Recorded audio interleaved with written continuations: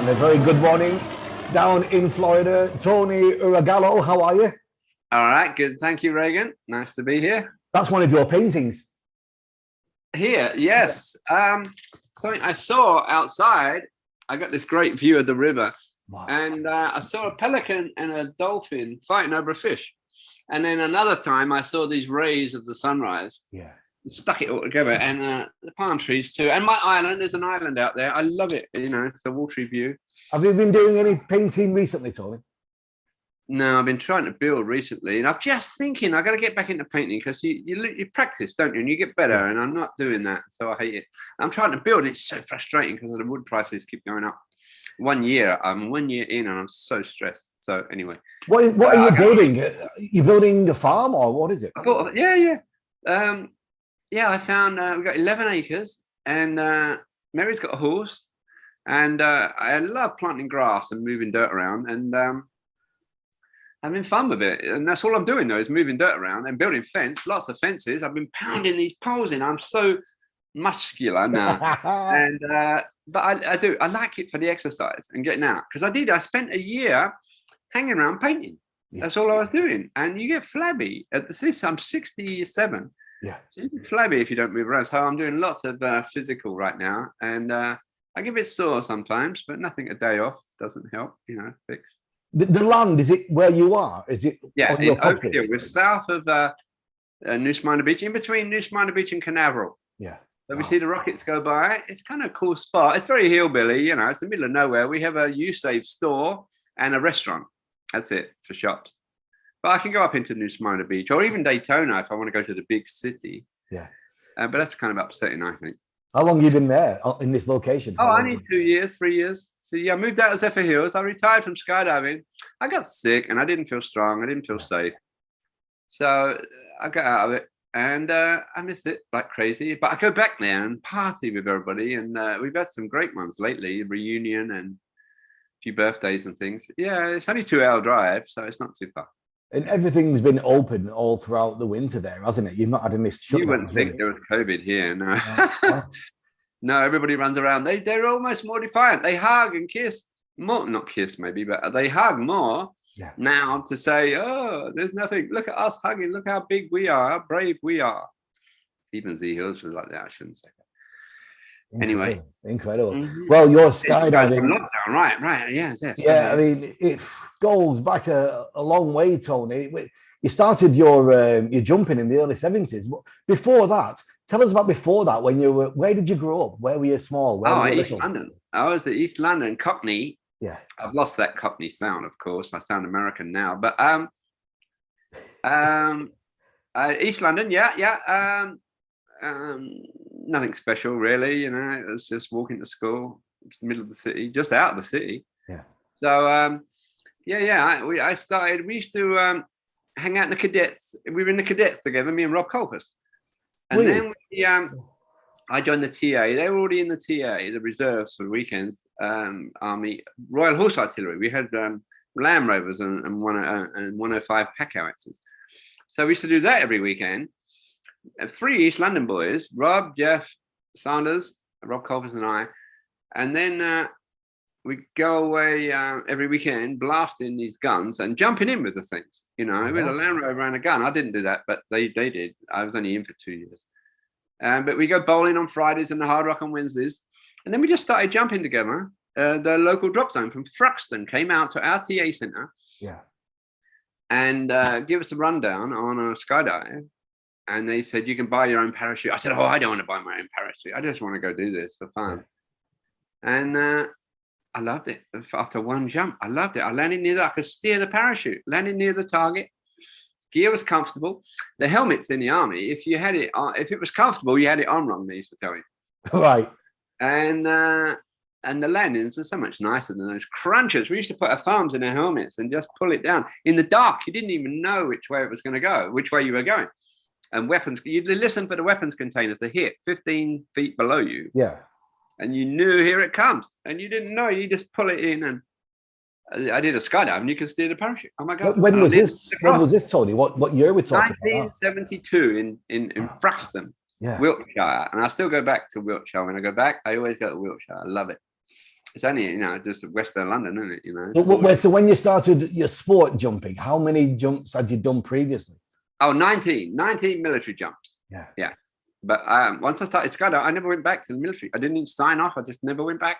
I was loving it. And soon I was dispatching the other two. They kept on with the army thing, Rob and Jeff. And soon I was dispatching them on 15-second delays, sort of thing. And I was on 30s and doing turns.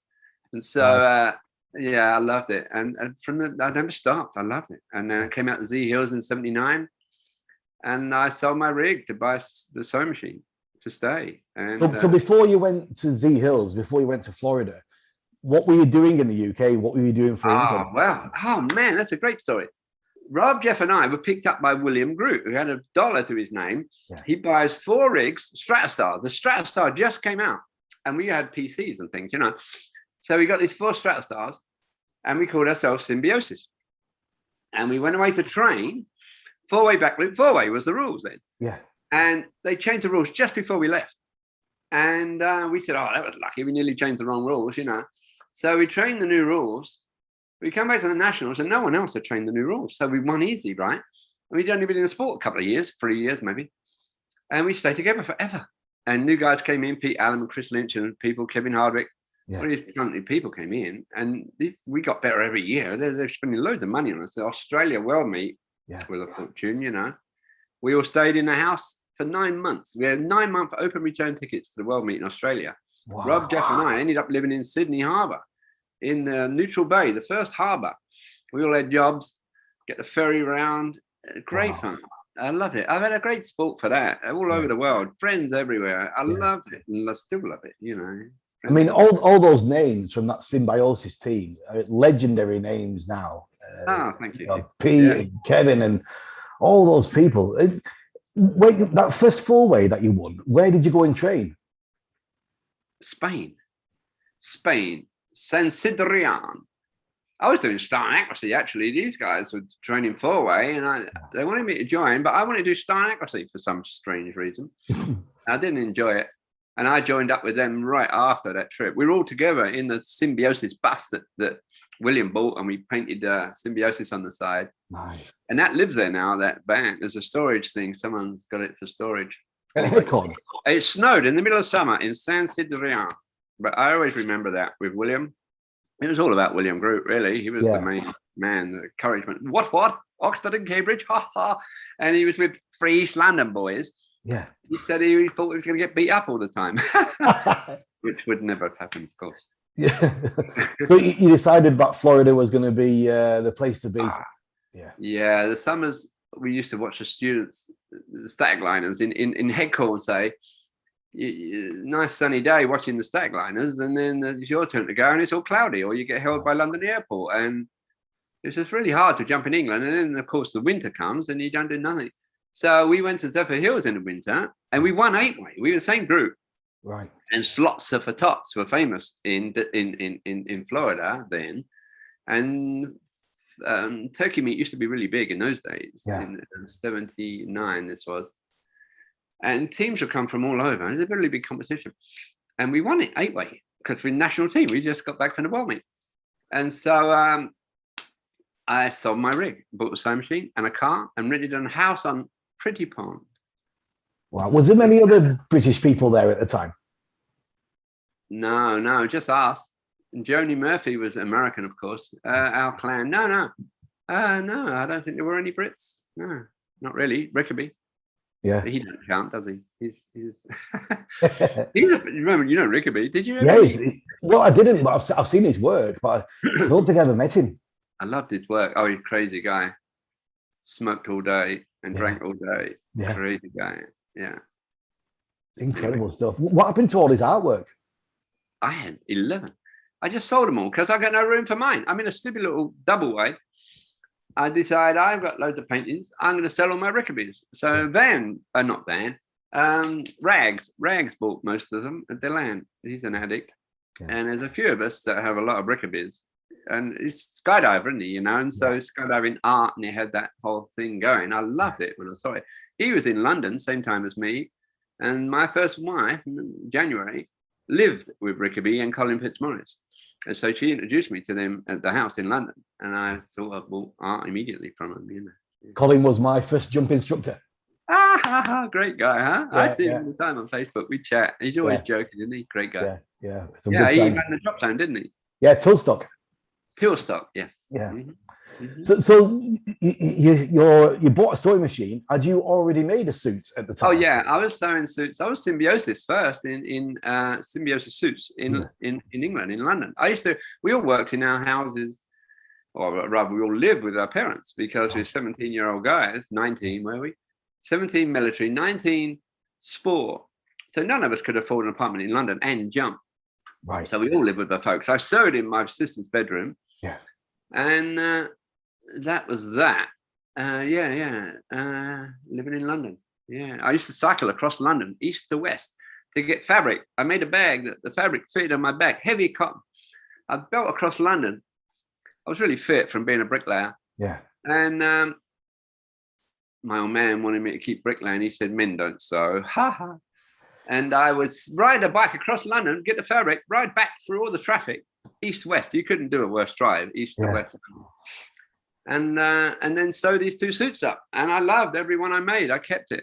And I started selling them. Yeah, there's no one else doing it, really. We used to wear tracksuits. How did you do it in the beginning? How did you know the shape and the design? How did you figure it out? Jeff Sardis came back from the Gulch with a Clarkson suit. Had two seams down the front where they took out the two zips. And I copied all of that, looking at it, just looking. I didn't pick it apart. Wow. Just looking at it and made myself one, took it in, broke a million needles on my mum's domestic sewing machine and made myself a suit. And Rob, I said, never again. And Rob said, make me one. So I made Rob a Colpus one and said, never again. Breaking needles on this little domestic machine with this fat cotton duck, and these big seams at the crotch and stuff. So Bob Hyatt asked me to make him one, and I went and bought a sewing machine and phoned Rob, said, come with your truck, his work truck, concrete van, to help me pick up this sewing machine. And so I brought the sewing machine back, and Bob's your uncle, as we Americans say. Yeah.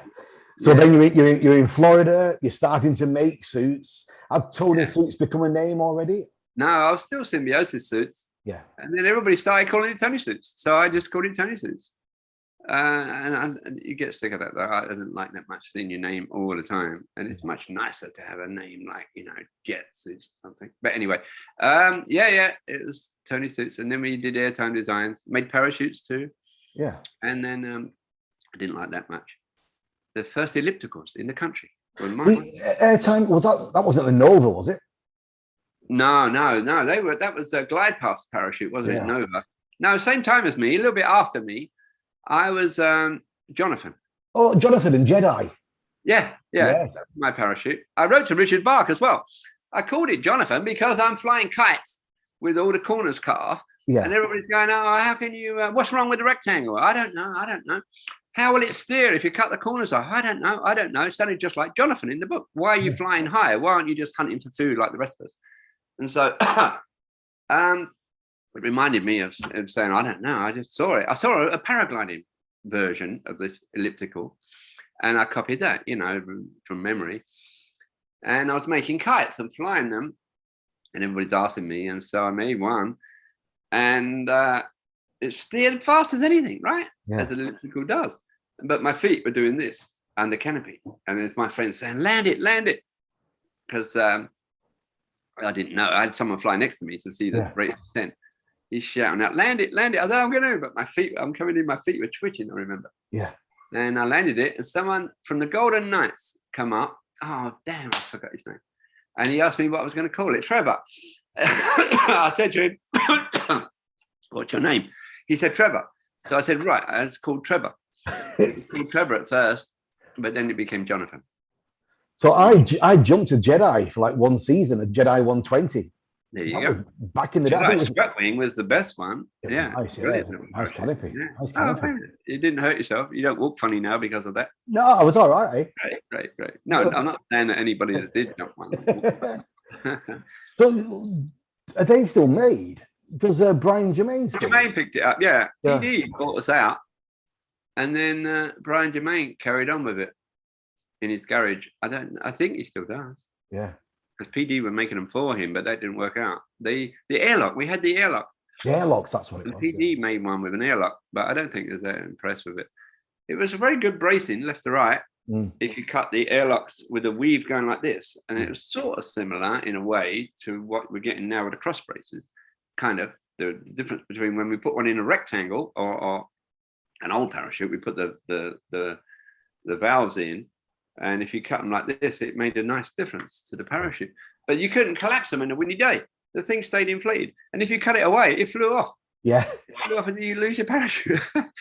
Anyway, and I didn't like making parachutes. You spend a week making something new, and you didn't notice a difference. And a lot of work. We're making wingsuits now. You notice a difference because it's 200 miles an hour, so it's a big difference. So I really like making wingsuits. Yeah. So the canopies, we're talking. This is early 90s, would it be? Yeah, I don't remember. I lost after 77. All the dates are a blur. Yes. Accurate, believe it or not. Yeah. Well, tell me about your jumping that you were doing then during your then with Symbiosis. When you got to Florida. Huh? When you were in Florida. Oh, in Florida. Oh, I was a load organizer, so I was getting free jumps. Yeah. And then I was getting orders out there, and partying crazy, and sewing crazy, and notice the sunset goes in a different place every month. Yeah. I never noticed that in England. And I was having a great old time. I loved it. I stayed the summer. It was so good. I couldn't believe how good it was. And I stayed the summer. Everybody left. I had no money. Jim Hooper lent me the money to go back to England. No, it's two different stories. No, someone lent me money to buy Velcro. Hooper lent me money to buy Velcro. Yeah. Karl Arneberg sent me an order for 3 suits that gave me the money to go back to England for the summer, because it's died in the summer here, as it does in Florida. Mm-hmm. You didn't know Coop, did you, from the UK? Well, was he in the UK? Cooper, yeah. Cooper. Yeah. Cooper was Arizona. All right, mate. Cool. Yeah, now he is. Yeah. Another Cockney, Yeah. We kind of talk on Facebook a little bit. Yeah, no, he was in Zephyr Hills then. Yeah, for sure. I wonder what year that was. I don't think it was 79. I was 79. Mm-hmm. 80s, must be 80s, eh? Yeah. What happened in the 80s, I guess. I mean, that's we AFF started and tandems all started around then. Yeah. AFF and Mitch Dakota and Roland Hilfinger were doing AFF on the drop zone in 80, 81. And that took off totally, didn't it? Changed the sport. That's before they went to Spain and opened Imperial Bravo. Opened Imperial Bravo, I just told him about that. How impressed I was that he'd started AFF, and then actually the credit goes to the West Coast, doesn't it? Ken Coleman and Rocky Evans started AFF, because I just asked Roland if he started it, and he told me that there's those two, California. So there you are, you're in Z Hills. It's now the 80s. What you're doing? You're load organizing. Are you making suits as well? I was just making suits and load organizing. The two were great. And I retired from the team, and then I went back to the team and started competing again. Yeah. And we trained wherever we trained. And I went to a 2-star accuracy world meets too. Saw a accuracy parachute hanging in the loft, hanging in the window at the jump shack. And it was a 252 parafoil. So I bought it because I used to like accuracy on the Stratastar. I won the British Nationals on the Stratastar. And I bought this foil. I went on, made the team in England on it. Went to Rayford to train, and I'm changing this thing left, right, and center. And all the army guys are teasing me, and I'm missing the pad terrible. And I'm changing the line attachments at the tail. Some are this long, and do this and do that. And it made a difference. And I went to the world meet, and I was in 2nd place after 9 rounds with 3 sets. So I loved it. And then flat-footed it on the last jump to come 7th. But that was star accuracy. I did 2 of those. And then got back in RW and did check. I started airtime with Pete Allen and Chris Lynch and Kevin Hardwick. That was a good team. We did a lot of few nationals and 8 ways with Debbie Allen and Derek Thomas. Yes. And Kevin McCarthy, Ryland, Ryan. I forgot his name. Anyway, Ryman. Oh no. Someone will tell us. Let me think. Somebody be watching and screaming it at the TV who it was. So this is airtime. That's early 90s. Yes. Yes. Yeah, we did the world meet in Czechoslovakia and in Canada, I think. Yeah, in Canada. Wow. Mm-hmm. And wingsuits. Let's talk about how that all started for you. I saw them come out. No, I used to make them for Patrick DeGaird, and I'd make his suits right at the beginning. And they were banned because everybody died when they did it. Yeah. And I made him the suit because he was on the 4-way team with the French team, tag. Yeah. And I had his measurements. So I'd make him suits. And so he said, make me this suit with the zips in the arms and leave the side seams open. So I did it, wondering why. And he came out with a wingsuit. And I made him a few suits like that. And then he died. And at the same time, I was doing a radio host whose name I've forgotten. I should have prepared myself, shouldn't I? Oh, Adrian Nichols. Adrian, yes. Yeah. And I was doing the same thing with him, making him suits, and he was making the wings, or his girlfriend was, or something. Yeah. And he died as well. The Cyprus opened, a student Cyprus or something, and it fired. So I lost both of them, so that turned me off. And then Birdman came out, didn't they, with their suit? And they had that really complicated hinge system back and front. And I thought, that won't catch on, but we'll watch it. I did one jump with that suit on a really windy day, and I got out too close to the drop zone and went into wind with nothing happening. I turned around and went zoom, past the drop zone, turned back, and I thought pretty boring. Yeah. So I wasn't into it. And I saw how popular it was getting. And so I made one with single skin. That was rubbish. And Jeff Nebelkoff said, let's make wingsuits. I said, yeah, great. I've been thinking about it. So we made some totally different. And then we made some more totally different. And then some more again. And off it went. Yeah. And that was that. Yeah, I love that. I had a great time. Then I went off to some competitions in the things. And I invented the Apache. And it was a different design. It was the suit, the harness was inside, very flat on the front. Yeah. And the leg wing was such. Jeff was there, of course, helping me. And it was radically different. And I won a lot of races in the beginning. Right. Yeah. Yeah, you were all over it. You were winning them all. Yeah. Oh, that was a great time. Loved it. Went all over the place. I started base jumping. Yeah. And all these guys are taking me up on these base jumps. They're scary as hell. I have no head for heights and climbing. I fucking don't fall. Don't bring me to these anymore. This bit's easy. Don't worry. This is the only hard bit. That was a famous line. This is the only hard bit. And then 10 minutes later, you're risking your life again, totally out of breath. All these guys are 26 years old. Right. I'm a fat old man sits sewing all day. And next day I'm at the airport. Or the next day, you're at the airport and in the mountains, walking up these mountains with these 26-year-olds, and they're going, just follow the red, yellow mark. And you get up there exhausted, and one of them waited for you, kind of thing. James Ball was my mentor. Yeah, Brummie. He's a Brummie. All right. Yes. You got an accent like that, haven't you? Where's your accent from? Manchester. It's in the north. Way north. Way. Yeah. So then the wingsuits, I mean, the bigger ones started to come as well, the really big ones. We made the biggest ones to Robert Petchnick's dismay. He said they were drag. And then it did go back smaller again. Yeah. And smaller, faster now is more popular, more efficient. Yeah. Than the big ones. Although PF still do some big leg wings. Past your feet, I mean, how far past your feet? It was always a game you play with designing. How big is the leg wing? How wide is the leg wing? How high is the arm sweep? How thick is the aerofoil? And every prototype you do, you can only do one little change. Right. Try a different wing, try a different aerofoil. Yeah. And you go jump that. And then you try that aerofoil with that leg wing. And then that aerofoil with that arm sweep. It's really tough work. And I spent all day, every day, making prototypes and sit and sew. I love it though. Throw that on a machine and sew it. 2 or 3 days later, you jump in the thing. Right. It's a little scary, kind of. Yeah. You go into a dive. I used to do the PPP race where the tandems would go and you stay in the plane until the pilot speed up a bit because they fly slow, right, to let the tandems out. So you want to get out of town a bit to come back with a wingsuit. So you tell the pilot, drop the nose and go, 2 miles out. I'd get out and I would bomb forwards, same as the pilot, and he'd go into the dive. You had to be careful. You didn't hit the bloody plane. You'd be beside each other. And I'd head out until I get my 12.5 beep. Yeah. And then you go into this dive and turn, and then you come back towards the drop zone, which is downwind now. Yeah. And I'm belting back, which is like a competition jump.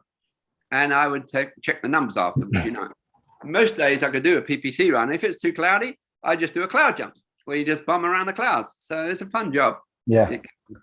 Yes. And then the iconic jump with Gary Connolly, that suit you made for his landing. Yeah. How about that? That was a fabulous period with Mark Sutton. Yeah. And rest in peace. And Gary Connery. I knew Mark from base jumping in Lauterbrunnen. He comes to me with the Gary Connery project, want to land in boxes. He was a stuntman and he flew base jumping past the rocks and thought, I could land this. That's what he does. He jumps off buildings and one box every 10 feet. Special boxes with no corners, paper corners. Yeah. And they say they want a suit to land in boxes. And he likes the Apache, but the Apache was a fast racing suit. I said, you want something at a slow stall speed. And we made the Rebel. I thought you could undercamber the rib and raise the arms, shorten the legs, and maybe fly slow for a flare. Yeah. And then he did that. And he wants me to make soft handles because he wants a roll when he gets to the boxes. And so we made the handles soft that he wouldn't stab him in a roll. Yeah. He did that. You don't see the roll, but he rolled into the boxes. And that was that. Then they went and opened the Olympics, those two. They told me they had another adventure. And then they opened the Olympics. How about that? What a fun time that was. Yeah. And I took Mark to Heli Boogie in Switzerland. And I filmed him hit the rocks. So that was yeah. And he was a champion. I love the guy. He was so charming. He was a James Bond in that movie opening the Olympics. Yeah. And all sorts of history. Yeah, anyway, there's tons of that. That's why I got out of it. I hated it. I was still doing it when they had 13 die in 13 days, base jumpers. And that's when I said, that's it, I'm done. One a week was bad enough. Right. 13, one every day. Yeah. Even now, we're still losing them skydiving, We just lost 3 this week. Not all skydiving, but it's just awful. Carl, just 2 days ago. Yeah, and they were there doing an ash dive for someone else whose name I spaced.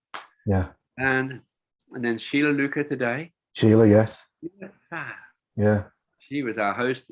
Our first trip to Pope Valley. They were our hosts, taking us around San Francisco to their home, me, Rob, and Joe. And such a gorgeous lady. And I see her sometimes. I come out with Billy, watching Billy do the swooping. Yeah. And I saw Sheila again. It was fabulous. Yeah. You're so glad you got to see people again before they left us. Yeah. And as we get older, I guess we're going to see more of that. It's something to look forward to. Had you been thinking about getting out of it for a while? Had it been on your mind? Yeah. I've retired a few times, but I get so excited with it. You get bored doing that. And I discovered wingsuiting. I was more excited than I ever was. And because that now applies to my industry and making money with the thing, as well as having the greatest time and going all over the world at these competitions. Yeah. So you get all excited. And then I was getting sick. I wasn't strong from being sick with a PRP, psoriasis, rare form psoriasis I got. And I get all rashy and itchy. And I have psoriasis. You do? Yeah. I'm on a drug now. Yeah. I'm on acetretin. Right. But makes your nails break, made my teeth break. Itchy. No. That's to stop the itch. Does that itch? If it itches, acetretin, but it's a serious drug. I have to have my blood tested. You can't give blood if you're on it and all that good stuff. And it's bad for your liver. It's bad for cholesterol. But working the farm, I just bought a farm. My cholesterol's finally gone down after all the red rice yeast and all the tablets I'm taking to combat a high cholesterol. Exercise did it. Incredible. Yes, I've seen you exercising a lot. You like to walk, don't you? Yeah, I try to get out there. Hard in the snow, huh? In 3 feet of snow, you need snowshoes, I guess. Now on the bicycle with the weather. Yeah. So how long's the current work on the farm? How long is that going to take? Is it an ongoing forever? Oh yeah, for sure. It's loads of acres, and it flooded. It's in a wet. It's next to a wetlands, and we just had the 7th wettest summer in recorded history last summer. Just when I bought it, so I'm going to start building. So a lump in the middle flooded. We couldn't get through to the back where I wanted to build. It took me ages to get this road built through it. When the water went down, you got to wait the whole summer for the. And so I got the slab ready to go. The dirt shell, 58 trucks of dirt of shell. Later, I got it raised up, and the prices for wood have gone crazy. Right. So now I can't build because of the prices. You know, half of building is that you can sell it and get your money back, right? Yeah, yeah. And right now it's a joke. So I'm so frustrated with this thing. So I think I'll get back into painting. Get on with it. I want to see more of your artwork. As much money as you painting, I can afford to build. Hey Tony, listen, it's been an absolute pleasure to catch up with you. Good to see a little wave from Mary as well. Yeah, the time's come out. I wish you all the very best, and I'll keep in touch. Thanks for joining us, Tony. It's been a pleasure. Thank you. All right, cheerio. See you, Mary.